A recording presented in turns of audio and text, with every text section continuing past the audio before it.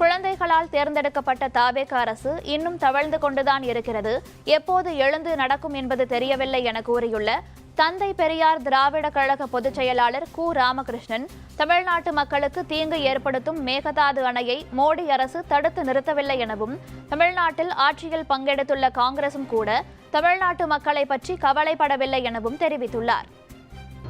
இந்த அணையை கட்டினால் தமிழ்நாட்டுக்கு வரக்கூடிய காவிரி நீர் முழுமையாக பாதிக்கப்படும். இந்த நிலையில் அந்த அணையை கட்டுகிற கர்நாடகா அரசை ஒன்றியத்தில் ஆளக்கூடிய மோடி அரசு தடுத்து நிறுத்தவில்லை.